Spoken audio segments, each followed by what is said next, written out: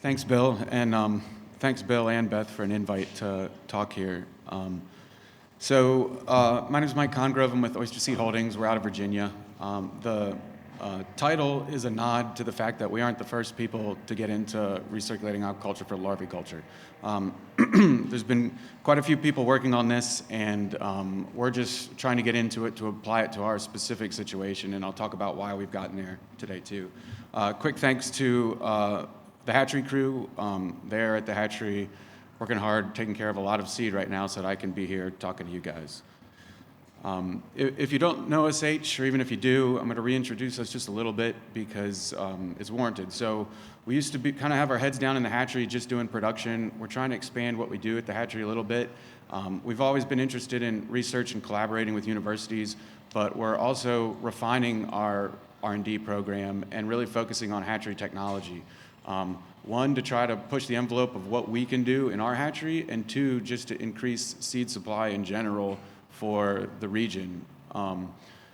We are just a hatchery. We're not vertically integrated. We don't do any farming. We focus all our attention in the hatchery. We think that's important, and that's why we've deliberately stuck just to that. And we're also getting into advocacy now, in no small part because of my experiences with Oyster South and the way that they've managed the southern industry and tried to build it. I think that's a really component of increasing market in the oyster industry in general. And so we want to be advocates for our customers as farmers and for the aquaculture industry in general so that we get more people eating oysters and we can sell more seed to you guys to raise. We operate on Gwen's Island. Again, we're on the western shore of Chesapeake Bay, about midway up the Virginia portion of Chesapeake Bay. That little red arrow is where our hatchery is. We're inside a little, it's called Milford Haven, a little bay just off the main stem. We're looking east out into the main stem of the bay.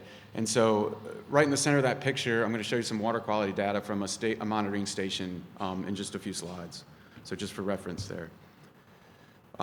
If you haven't been in a hatchery, try to just show you some pictures of what a hatchery looks like, what they do. So if you look at these pictures as columns from left to right, we grow algae, we condition broodstock, we then spawn that broodstock and carry the resulting larvae through the larval phase. Then we get them set and through metamorphosis and into early seed production until we get them up to some size appropriate for whatever that order might be.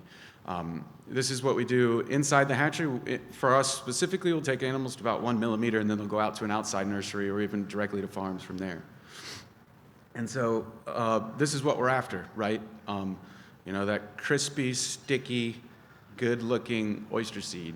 And we work really hard in the hatchery to get to that. But to have this, we need to have really consistent larviculture.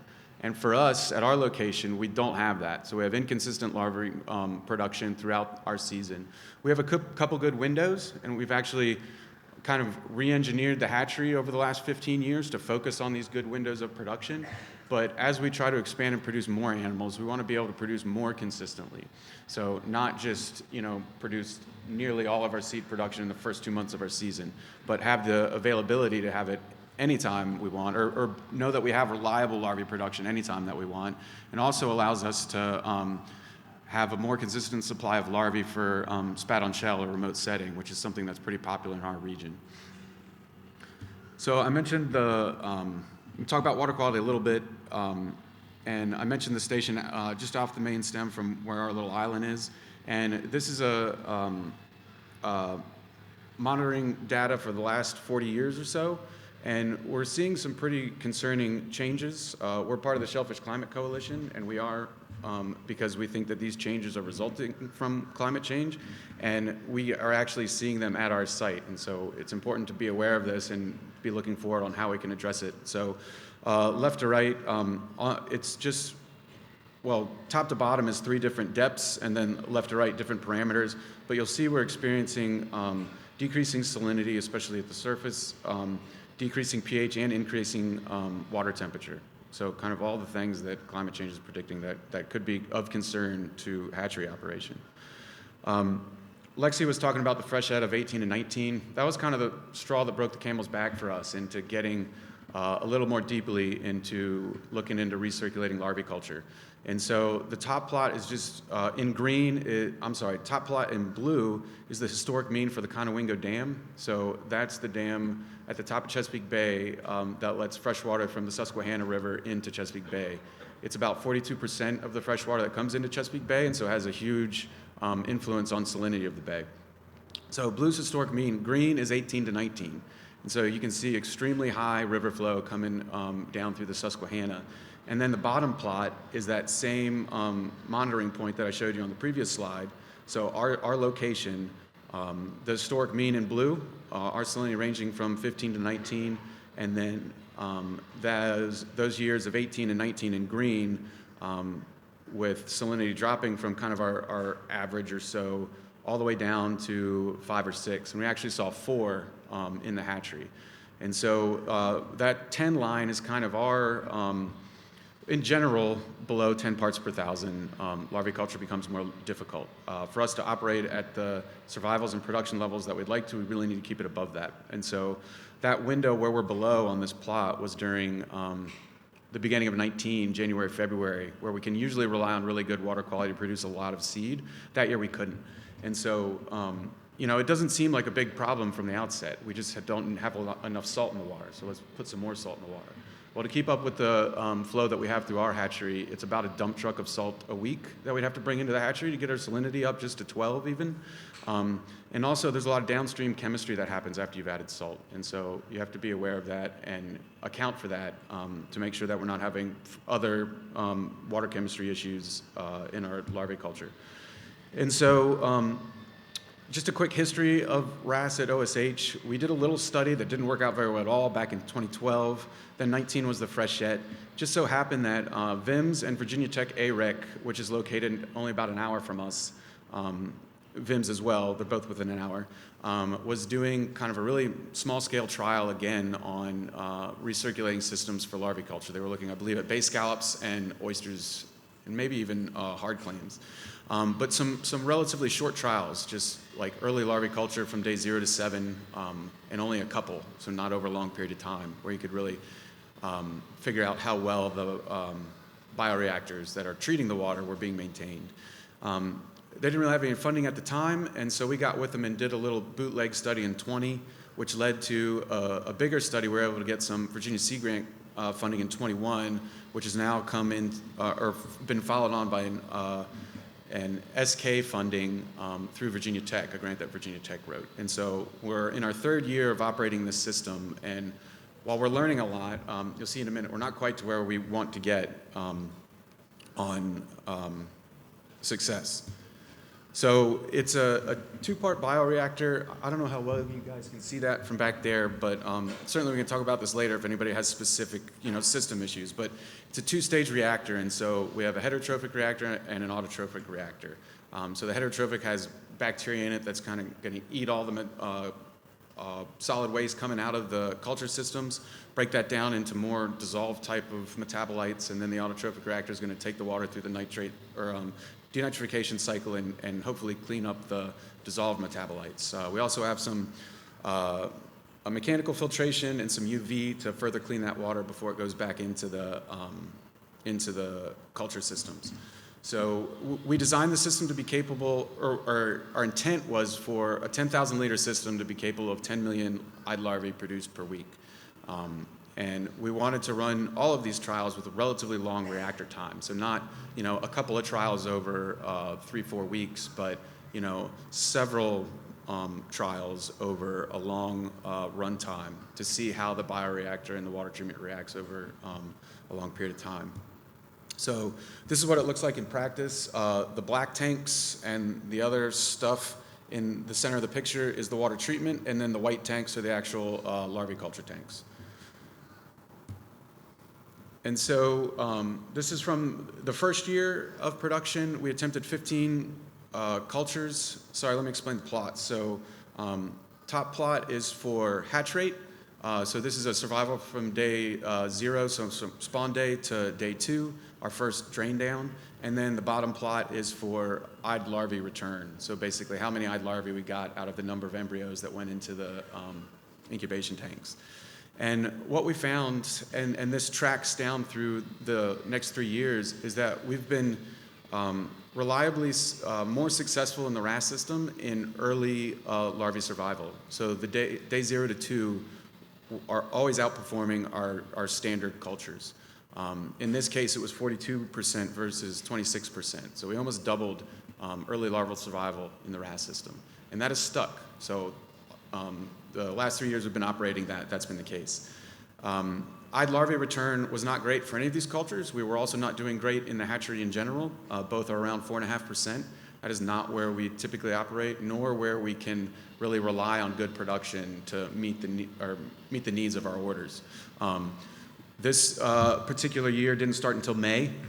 So this May to August period is kind of the period of time where we do struggle with larvae production. And so this isn't our best year by any means. It's also not our worst year. So it's a period of time where, we would really like to see these survivals at 20% or so. So 4.5%, while it was equal to our standard production, isn't adequate for what we're looking for. So the second year, we've done a little bit better. We had a similar performance in early larvae survival. So 50% in standard culture, 40% in RAS. I'm sorry, backwards. 50% in RAS, 40% in standard culture. So still a little bit better coming out of the RAS system. In eyed larvae return, we had kind of a more what we'd expect to see in our hatchery, which is 20% eyed larvae return. And we did better in the RAS system, but not to where we need to be. So we went from 4.5% to 10%. So these are better. We're going on the right direction here, but we're still having, if you look at the bottom plot, it's still really inconsistent. So the blue bars are RAS and the green bars are standard culture. So apologies for not explaining that before. But you can see, especially on the bottom plot, how random the blue bars are and how kind of consistent the green bars are, other than that really good culture there. And so that inconsistency in production is just as much of a problem for us as the low survival. So we need to get the survival up a little bit more and kind of level out what we can expect to get out of a culture, because that makes it easier for us to plan on what we'll have what we have coming off as eyed larvae each week. And so this is this year. We've only put a few cultures in, and we're seeing pretty much similar results as last year. So we're still a little bit better for early larval survival, and we have inconsistent larval survival or eyed larvae return in the RAS system. This in eyed larvae return is 33% versus 11%. So a little bit higher for our standard than last year, but these are the cultures at the very beginning of the season that I mentioned usually go relatively well. So this is pretty easy production for us. It's pretty reliable. We know that we have good success. So again, we're working on increasing the consistency of eyed larvae return out of the RAS system and getting the survival up.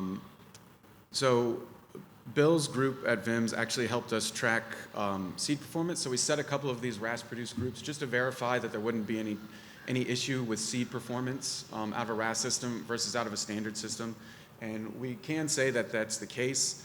In fact, one did a little bit better in terms of growth. The RAS did a little bit better in terms of growth than the standard. I'm not sure that really means anything, but we can say that they're about the same. So that there's no real difference between larvae set out of a RAS system or a standard system. And thanks to Bill's group for that help.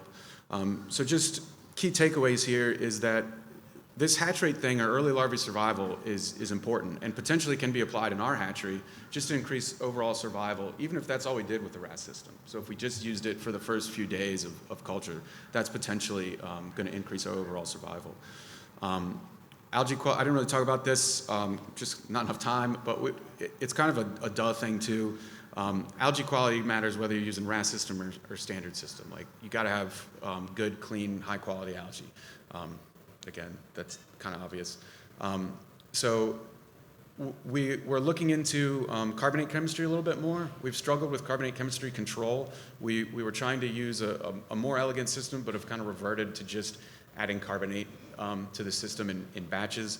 And that's worked okay, but we're lucky enough to have some help from another VIMS researcher who's worked in carbonate chemistry stuff, and so hopefully we can get a better idea of what's going on at the carbonate chemistry level and see if that could help us increase our consistency in production.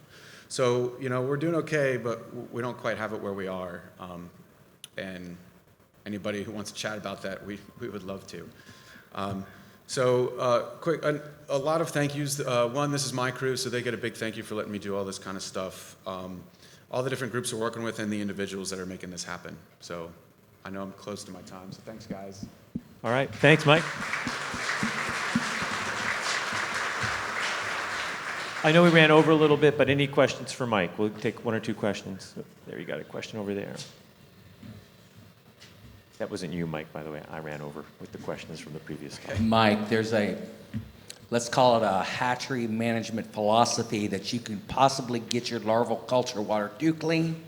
And when you mentioned that you're using UV light in your RAS, I'm curious on your opinion on that philosophy. Yeah. So we certainly didn't want to clean the water too much going into the reactors, but these reactors can potentially harbor pathogenic pelagic bacteria.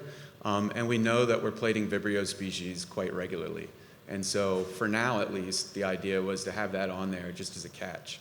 We've been operating this system so far as kind of a mass trial. We don't really have the tanks that we need to do any kind of comparative trials. The other problem is we only really have this one big system, right? It was meant to be demonstrational kind of at a pseudo-commercial level, so it would be scalable. I think there's a lot of these things, like your question, John, that need to be answered, but I'm not sure that we have the system to do that right now. Maybe with some conversion we could do it. Certainly for adding UV at the end or not adding UV at the end, with a few more tanks we could do that kind of thing. And it's something we actually have on our mind and kind of reconfiguring the culture tanks to be more experimental instead of production-based, which is where we're at right now. All right. One more and then we'll wrap. Thank you. In your system, do you see a difference seasonally? Like, are you more successful in the spring than as you progress through the summer? Yeah, so we certainly are in ambient production, right, in our standard. But no, we haven't seen a seasonal component to running the recirculating system. It's been pretty random. And we have run it for a couple different periods. So the first year was May through August. Second year, we were closer to March through August. We actually got started, I think, right at the beginning of February. So we're going to have a full, kind of February to, it might even been January, but really early to August this time to kind of see if there's any seasonal component. But really the water is so, or the system's so controlled, there shouldn't be any unless it's related to the algae that we're putting into the system, which we do see some seasonal variation in our success producing. All right, let's thank Mike again. Thanks, Mike.